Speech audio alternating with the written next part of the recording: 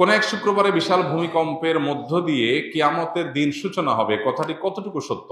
ইসলামের আলোকে বুঝিয়ে বলবেন। কিয়ামতের দিন, মহাপ্রলয়ের দিনটি থাকবে শুক্রবার।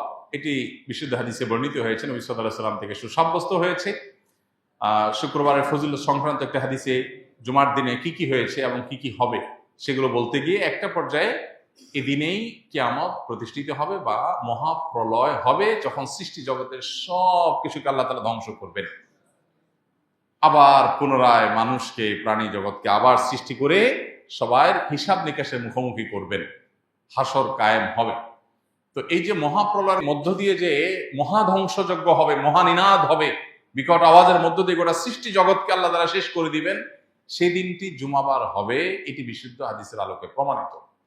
এখানে একটা সূক্ষ্ম প্রশ্ন তৈরি হয়, সেটা হলো, জুমার দিনে গোটা দুনিয়া ধ্বংস হবে, এটা হাদিসে আছে, অথচ গোটা পৃথিবীর সব জায়গায় একই দিনে জুমার দিন হয় না। বাংলাদেশে আমরা যখন আজকে ধরুন জুমার দিন, শুক্রবার দিন, এখন আমরা জুমার দিনে জুমা আদায় করছি, জুমার দিনে আমল করছি, ঠিক এই সময় পৃথিবীর অনেক দেশে গভীর রাত, ঘুম বা অন্য কোনো দিন, বৃহস্পতিবার।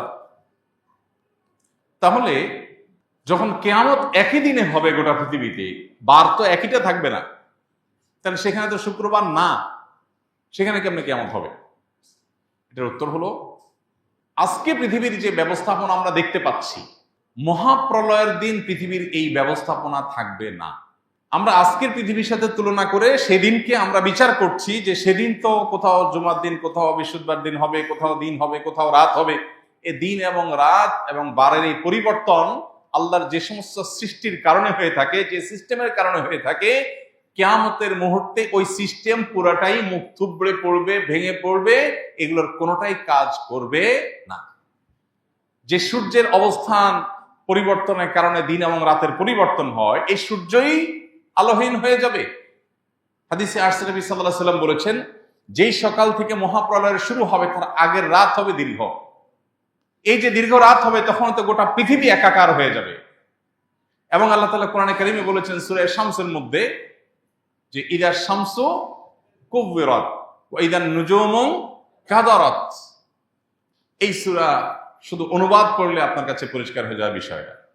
আল্লাহ বলেছেন সেদিন সূর্য কি হবে? আলোহীন হয়ে যাবে। সূর্যের আলোর কারণে তো দিন হয়। সূর্যের আলোই যখন থাকবে না, তারকারাজি যখন খসে পড়বে, চাঁদ, সূর্য এবং গোটা সৃষ্টি জগৎ, মহাকাশ এবং আপনার নৌমণ্ডল, ভূমণ্ডল সব যখন শেষ হয়ে যাবে এবং এগুলোর প্রিপারেশন যখন শুরু হবে, আগের রাতটা হবে দীর্ঘ, মানুষ অপেক্ষা করবে সকালের, কিন্তু ভোর আর হবে না। এরপরে পশ্চিম দিকে সূর্য উঠবে, তারপরে ধাপে ধাপে সিংহা ফুৎকার দেয়া হবে, মহাপ্রলয় শুরু হবে। তাহলে বোঝা গেল মহাপ্রলয়ের সেই সময়, সেই মুহূর্ত, সেটা আজকের পৃথিবীর যে সিস্টেম আছে এইটা হুবহু তখন থাকবে না, বরং তখনকার পৃথিবীতে আজকের সিস্টেম, যেটার উপরে দিন রাত নিরূপণ হয়, গোটা পৃথিবী যেভাবে আপনার এক এক অঞ্চল, এক একটা সময় আপনার আমরা পাই, এই পুরো সিস্টেমটাই তখন মুখ থুবড়ে পড়বে। অতএব এটার সঙ্গে মহাপ্রলয়ের সেই সময়কে তুলনা করা যাবে না। আর সবচেয়ে বড় বিষয় হলো, যখন কোনো হাদিস বিশুদ্ধভাবে প্রমাণিত হয়, তখন সে হাদিস যদি আমাদের কোনো কারণে বুঝে নাও আসে, তো আল্লাহ তাআলা ভালো জানেন কিভাবে এটা হবে, কিন্তু হবে এটুকু নিশ্চিত। আমার বুঝে নাও আসতে পারে, না আসলেও আমার ঈমানের জায়গা হলো যে হাদিসে নবী সাল্লাল্লাহু আলাইহি ওয়াসাল্লাম বলেছে এটা হবে, তাহলে হবে। অনেক কিছুই তো আমাদের বুঝে আসে না।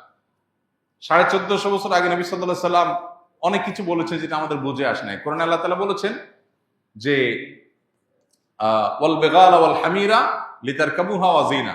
একটা পর্যায়ে আল্লাহ তাআলা বলেছেন ওয়া ইয়াখলুকু মা লা তা'লামুন। আর এই যে গাদা, খচ্চর, যেগুলো তোমরা বাহন হিসাবে এগুলোকে গ্রহণ করছো, এগুলো দিয়ে তোমরা চলাফেরা করছো। দেখুন, তখনকার পৃথিবীতে গাদা, খচ্চর, ওট, ঘোড়া, এই তো, এছাড়া তার বাহন ছিল না। এগুলো দিয়ে মানুষ চলতো, নৌকা দিয়ে মানুষ চলতো।